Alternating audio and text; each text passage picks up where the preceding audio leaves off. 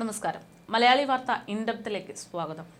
ഇന്നോളം കണ്ടിട്ടില്ലാത്ത തിരിച്ചടിയാണ് പഹൽഗാം ഭീകരാക്രമണ പശ്ചാത്തലത്തിൽ ഇന്ത്യ പാകിസ്ഥാന് മേൽ ചെലുത്തിക്കൊണ്ടിരിക്കുന്നത്. ആക്രമണം ആയുധമാക്കിയിട്ടുള്ള പാകിസ്ഥാനെ ബലപ്രയോഗത്തിലൂടെ കീഴ്പ്പെടുത്തുന്നതിന് മുമ്പ് തന്നെ പാകിസ്ഥാന്റെ ഉച്ചിയിലടിക്കുന്ന പല തീരുമാനങ്ങളും ബുദ്ധി കൊണ്ട് ഇന്ത്യ നടത്തിയിട്ടുണ്ട്. അതിന്റെ ഭാഗമായി പല നടപടികളും ഇന്ത്യ സ്വീകരിച്ചു കഴിഞ്ഞു. അതിന്റെ പ്രത്യാഘാതം പാകിസ്ഥാനിൽ കണ്ടു തുടങ്ങിയിട്ടുണ്ട്. ഏത് സമയവും ഇന്ത്യയുടെ തിരിച്ചടി ഉണ്ടാകുമെന്ന് ഭയന്നിരിക്കുന്ന പാകിസ്ഥാന്റെ സാമ്പത്തിക ശേഷിയും ബലവും കുറഞ്ഞു വരുന്നതായിട്ടുള്ള സൂചനകളാണ് പുറത്തുവരുന്നത്.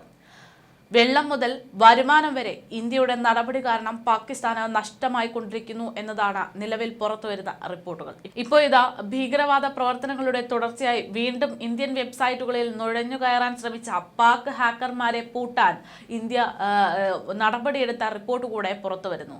ഹാക്കിംഗ് ശ്രമങ്ങളെ ഇന്ത്യൻ സൈബർ സുരക്ഷാ ഏജൻസികൾ നിമിഷ നേരത്തിനുള്ളിൽ തന്നെ കണ്ടെത്തി നിർവീര്യമാക്കിയെന്നാണ് റിപ്പോർട്ട്.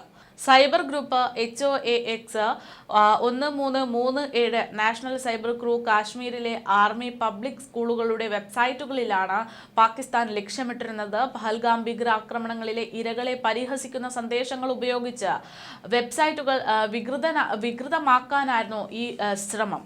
വിമുക്ത ഭടന്മാർക്കുള്ള ആരോഗ്യ സേവനങ്ങൾ നൽകുന്ന ഒരു വെബ്സൈറ്റിലും കടന്നുകൂടാനുള്ള ശ്രമം പാകിസ്ഥാൻ നടത്തിയിരുന്നു.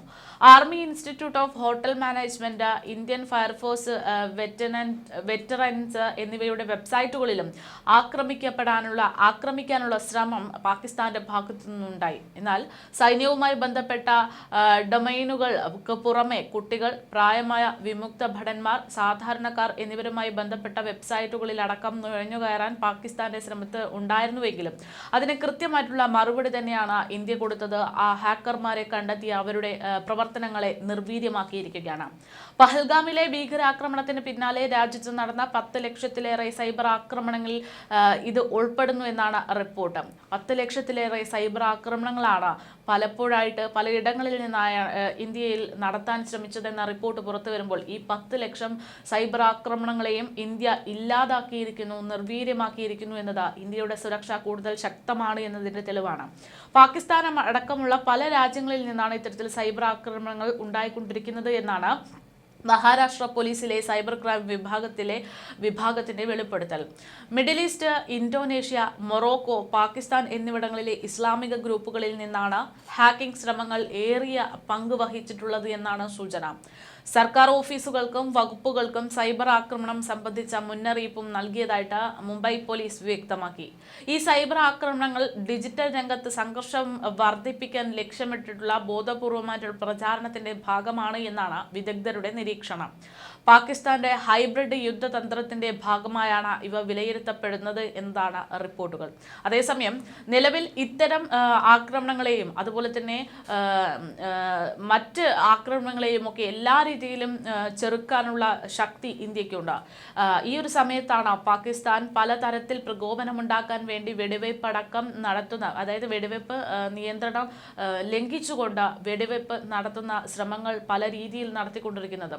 അതുകൊണ്ട് തന്നെ വെടിവെപ്പ് തുടരുകയാണെങ്കിൽ തകർത്ത് കളയുമെന്നുള്ള മുന്നറിയിപ്പ് തന്നെയാണ് ഇന്ത്യൻ സൈന്യം ഇപ്പോൾ പാകിസ്ഥാന് നൽകിയിരിക്കുന്നത്. അതിർത്തി ലംഘിച്ചാൽ നിങ്ങളെ തകർത്ത് കളയുമെന്ന് ഇന്ത്യ അറിയിച്ചിരിക്കുകയാണ്.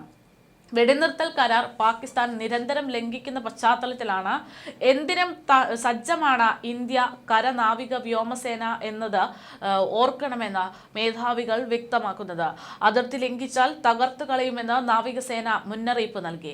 അറബിക്കടലിൽ സേന അഭ്യാസം തുടർന്നുകൊണ്ടിരിക്കുകയാണ് എന്നാണ് സൂചന. യുദ്ധക്കപ്പലുകളടക്കം അണിനിരത്തി നടത്തുന്ന അഭ്യാസ പ്രകടനത്തിന്റെ സ്വഭാവം ഏത് നിമിഷവും മാറിയേക്കാം. നാവികസേനാ മേധാവി അഡ്മിറൽ ദിനേശ് കെ ത്രിപാഠി നേരിട്ടാണ് അഭ്യാസ പ്രകടനം വിലയിരുത്തുന്നത് എന്നതാണ് വിവരം. 85 നോട്ടിക്കൽ മൈൽ അകലെ പാക് നാവികസേനയും സമാന അഭ്യാസ പ്രകടനം നടത്തുന്നുണ്ട്. ഇന്നുവരെയാണ് ഇന്ത്യയുടെ ഈ അഭ്യാസ പ്രകടനങ്ങളൊക്കെ ഉണ്ടാകുക എന്നാണ് വിവരം. നിയന്ത്രണ രേഖയിലും അന്താരാഷ്ട്ര അതിർത്തിയിലും കരസേനയും വിന്യാസം കൂട്ടിയിട്ടുണ്ട്. റാഫേൽ അടക്കം യുദ്ധവിമാനങ്ങൾ അണിനിരത്തിയ യുപിയിലെ ഗംഗ എക്സ്പ്രസ് വേ റൺവേ ആക്കി വായുസേനയുടെ അഭ്യാസ പ്രകടനവും ഉച്ചയ്ക്ക് ശേഷം നടത്താനിരിക്കുകയാണെന്നൊക്കെ റിപ്പോർട്ട് പുറത്തു വന്നിരുന്നു. രുദ്രയടക്കം LLH ഹെലികോപ്റ്ററുകൾ ഉപയോഗിക്കാൻ കരസേനയ്ക്കും വ്യോമസേനയ്ക്കും അനുമതി നൽകിയിട്ടുണ്ട്. സാങ്കേതിക കാരണങ്ങളാൽ കഴിഞ്ഞ ജനുവരി മുതൽ ഇവരുടെ ഉപയോഗം നിർത്തിവച്ചിരിക്കുകയായിരുന്നു. കവചിത വാഹനങ്ങളും ഡ്രോണുകളും തകർക്കാൻ കഴിയുന്ന രുദ്രയെ ഇന്ത്യ പാക് സംഘർഷം രൂക്ഷമാക്കുന്ന പശ്ചാത്തലത്തിലാണ് വീണ്ടും കളത്തിലിറക്കാൻ തീരുമാനിച്ചിരിക്കുന്നത്. സാഹചര്യം പ്രതിരോധ, ആഭ്യന്തര, വിദേശകാര്യ മന്ത്രാലയങ്ങൾ നിരീക്ഷിച്ചു വരികയാണ്. അതേപോലെ തന്നെ കുപ്വാര, ബാരാമുള്ള ഭാഗങ്ങളിലായിട്ട് പലപ്പോഴായിട്ട് പാകിസ്ഥാൻ വെടിവെപ്പ് നടത്തുന്നുണ്ട്. ഇവർക്കെതിരെ ശക്തമായിട്ടുള്ള നടപടി തന്നെ സ്വീകരിക്കുമെന്നാണ് ഇന്ത്യയുടെ മുന്നറിയിപ്പ്. അതേസമയം അതിർത്തിയിൽ രാജസ്ഥാനിലെ ബാർമറിലെ ലോംഗേവാല സെക്ടറിലുടനീളം പാക് സൈന്യം റഡാർ ഉപകരണങ്ങളും വ്യോമ പ്രതിരോധ ആയുധ സംവിധാനങ്ങളും സ്ഥാപിച്ചതായിട്ടുള്ള റിപ്പോർട്ട് പുറത്തു വന്നിട്ടുണ്ട്. പാക് സൈന്യത്തിന്റെ സ്ട്രൈക്ക് കോപ്സ് ഘടകങ്ങളും അതാത് മേഖലകളിൽ പരിശീലനം നടത്തുന്നു എന്നാണ് വിവരം. ഇതിനിടയിലാണ് സിന്ധു നദീജല കരാർ റദ്ദാക്കിയതും അതിർത്തി അടച്ചതും പാക് പൗരന്മാർക്ക് വിസ നിരോധിച്ചതുമൊക്കെ പാകിസ്ഥാന് വലിയ തിരിച്ചടിയായി മാറിക്കൊണ്ടിരിക്കുന്നത്. ഇത് മാത്രമല്ല, അതിനേക്കാൾ ഉപരി പല നടപടികളും, അതായത് ഇന്ത്യയുടെ പല നടപടികളും പാകിസ്ഥാനെ ഒന്നടങ്കം ഇല്ലാതാക്കുന്നു എന്നുള്ള റിപ്പോർട്ടുകൾ പുറത്തു വരികയാണ്. അതായത് പാകിസ്ഥാൻ എയർലൈൻസ് വിമാനങ്ങൾക്ക് മുന്നിൽ ഇന്ത്യൻ വ്യോമപാത അടയ്ക്കുകയും കൂടാതെ പാകിസ്ഥാന്റെ സാമ്പത്തിക ശേഷിയെ അടക്കം ഇതൊക്കെ ബാധിക്കുകയും ചെയ്തിട്ടുണ്ട് എന്ന തരത്തിലുള്ള റിപ്പോർട്ടുകളാണ് പുറത്തു വരുന്നത്. പല യൂട്യൂബ് ചാനലുകളും ഇന്ത്യ പൂട്ടിയതോടെ വലിയ രീതിയിലുള്ള സാമ്പത്തിക നഷ്ടം പാകിസ്ഥാൻ ഉണ്ടായിട്ടുണ്ട് എന്നാണ് വിവരം. ഇന്ത്യയുടെ കേന്ദ്ര സർക്കാരിന്റെ തീരുമാനം, ഏറ്റവും പുതിയ തീരുമാനം, അത് പ്രധാനമായിട്ടും ബാധിക്കുക പാകിസ്ഥാനിലെ ക്രിക്കറ്റ് താരങ്ങൾ, മുൻനിര താരങ്ങൾ, അതുപോലെ തന്നെ മുൻ താരങ്ങൾ, ഇവരെയൊക്കെ ഉൾപ്പെട്ടിട്ടുള്ള സെലിബ്രിറ്റികളെയാണ്. അതായത് പാകിസ്ഥാനിലെ നിരവധി മുൻ ക്രിക്കറ്റ് താരങ്ങളുടെ യൂട്യൂബ് ചാനലുകൾ ഇനി മുതൽ ഇന്ത്യയിൽ ലഭ്യമാകില്ല എന്ന് തന്നെയാണ് അറിയിച്ചിരിക്കുന്നത്. ഇത് വലിയ രീതിയിലുള്ള സാമ്പത്തിക നഷ്ടം പാകിസ്ഥാനിൽ ഉണ്ടാക്കും. പാകിസ്ഥാൻ ക്രിക്കറ്റ് ടീം ഇപ്പോൾ കടന്നു പോകുന്നത് അവരുടെ ചരിത്രത്തിലെ ഏറ്റവും മോശമായിട്ടുള്ള അവസ്ഥയിലൂടെയാണ്.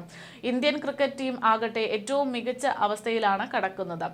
ഇന്ത്യയെ കണ്ടുപഠിക്കൂ എന്ന രീതിയിൽ ഇപ്പോഴത്തെ പാക് താരങ്ങളും മുൻ താരങ്ങളും ഒക്കെ പല രീതിയിൽ ഉപദേശിക്കുന്ന വീഡിയോകളൊക്കെ യൂട്യൂബിൽ അപ്ലോഡ് ചെയ്യാറുണ്ട്. വലിയ വിമർശനങ്ങളാണ് പാക് താരങ്ങൾക്ക് മുൻ താരങ്ങൾ ഇത് നൽകാറുള്ളത്. അതോടൊപ്പം തന്നെ ഇന്ത്യയുടെ ക്രിക്കറ്റ് താരങ്ങളെ പുകഴ്ത്താൻ കിട്ടുന്ന എല്ലാ അവസരങ്ങളും മുൻ താരങ്ങൾ ഉപയോഗിക്കാറുമുണ്ട്. ഇതൊക്കെ തന്നെ നിരവധി മുൻ താരങ്ങൾ തങ്ങളുടെ സ്വന്തം യൂട്യൂബ് ചാനലിൽ ഇട്ട് പ്രതികരണം നടത്തുന്നത് വലിയ രീതിയിൽ ആളുകൾ കാണാറുണ്ടായിരുന്നു. ഇവരുടെ വീഡിയോകൾ പലപ്പോഴും പാകിസ്ഥാനിലെ ആളുകൾ കാണുന്നതിനേക്കാൾ കൂടുതൽ പ്രേക്ഷകരായി ണ്ടായിരുന്നത് ഇന്ത്യയിൽ നിന്ന് കാണുന്നവരാണ്. പക്ഷേ ഇപ്പോൾ കേന്ദ്ര IT മന്ത്രാലയം നിരവധി ഇത്തരത്തിലുള്ള മുൻ താരങ്ങളുടെ ചാനലുകളടക്കം നിരോധിച്ചപ്പോൾ അത് അവർക്ക് ലഭിക്കുന്ന വരുമാനത്തിന്റെ വലിയൊരു ഇടിവിനെ തന്നെയാണ് സ്വാധീനിച്ചിരിക്കുന്നത്. പാകിസ്ഥാൻ പ്രധാനമന്ത്രിയുടെ യൂട്യൂബ് ചാനലിൽ ഇന്ത്യ വിരുദ്ധ കമന്റുകൾ ഉള്ളതായും ഇത് ഇന്ത്യയുടെ ആഭ്യന്തര സുരക്ഷയ്ക്ക് ഭീഷണിയുണ്ട് എന്നുമൊക്കെ വിശദീകരിച്ചുകൊണ്ടായിരുന്നു നടപടി. ഷഹബാസ് ഷെരീഫിന്റെ യൂട്യൂബ് ചാനലും വിലക്കിയിട്ടുണ്ട്. മുൻ താരങ്ങളായ ഷാഹിദ് അഫ്രീദി, ഷുഐബ് അക്തർ, ബാസിത് അലി എന്നിവരുടെയൊക്കെ യൂട്യൂബ് ചാനലുകളും ഇന്ത്യയിൽ ലഭിക്കില്ല എന്നറിയിച്ചു. പാകിസ്ഥാനിലെ പല പ്രമുഖ രാഷ്ട്രീയ നേതാക്കളുടെയും അക്കൗണ്ടുകളും ഇന്ത്യ പരിശോധിച്ചു വരികയാണ്. കൂടുതൽ അക്കൗണ്ടുകൾക്ക് വിലക്ക് ഏർപ്പെടുത്തിയേക്കുമെന്നാണ് വിവരം. ഇൻസ്റ്റഗ്രാമിലും നിരവധി പാക് താരങ്ങളുടെ പ്രൊഫൈലുകൾക്ക് ഇന്ത്യ വിലക്ക് ഏർപ്പെടുത്തിയിട്ടുണ്ട്. പ്രമുഖ പാക് ക്രിക്കറ്റ് താരങ്ങളായിട്ടുള്ള ബാബർ അസം, ക്യാപ്റ്റൻ മുഹമ്മദ് റിസ്വാൻ, ഷഹീൻ ഷാ അഫ്രീദി, ഹാരിസ് റൌഫ് എന്നിവരുടെ ഇൻസ്റ്റഗ്രാം പേജുകളടക്കം ഇന്ത്യ വിലക്കിയിരിക്കുകയാണ്. ഇതെല്ലാം പാകിസ്ഥാന്റെ സാമ്പത്തിക ശേഷിയെ തകർക്കാനുള്ള കാരണമായി മാറും. ആ ഒരു രീതിയിൽ തന്നെയാണ് തുടക്കത്തിൽ പറഞ്ഞതുപോലെ ഇന്ത്യ തിരിച്ചടിക്കുന്നത് വലിയ രീതിയിലുള്ള ആക്രമണം അഴിച്ചുവിട്ടിട്ടൊന്നുമല്ല. ബുദ്ധിപരമായിട്ടുള്ള പല നടപടികളുമാണ് ഇന്ത്യയുടെ ഭാഗത്ത് നിന്നുണ്ടാകുന്നത്. ഇത്തരം നടപടികൾ പാകിസ്ഥാന്റെ എല്ലാ ശേഷിയെയും ഇല്ലാതാക്കും എന്ന് തന്നെയാണ് റിപ്പോർട്ടുകൾ. ഭീകരവാദത്തിനെതിരെ ശക്തമായിട്ടുള്ള നടപടി തന്നെ കൈക്കൊണ്ടുകൊണ്ടിരിക്കുകയാണ്. പഹൽഗാം ഭീകരാക്രമണത്തിൽ 26ഓളം പേരുടെ ജീവനെടുത്ത ഭീകരവാദികളെ ശക്തമായി തന്നെ ഇന്ത്യ എതിർക്കുന്നുണ്ട്. അവരെ നിയമത്തിന് മുന്നിൽ കൊണ്ടുവരാനുള്ള അടക്കം തീരുമാനങ്ങൾ ഇപ്പോൾ ഇന്ത്യ ഏറ്റെടുത്തു കഴിഞ്ഞിരിക്കുകയാണ്. എന്തായാലും ഇവരെയൊക്കെ ഉടൻ തന്നെ വനമേഖലകളിൽ ഒളിച്ചു നിൽക്കുകയാണ് ഇവരൊക്കെ എന്നാണ് വിവരം. അവരെ ഉടൻ തന്നെ പിടിക്കും എന്നുള്ള സൂചനകളൊക്കെ പുറത്തു വരുന്നുണ്ട്.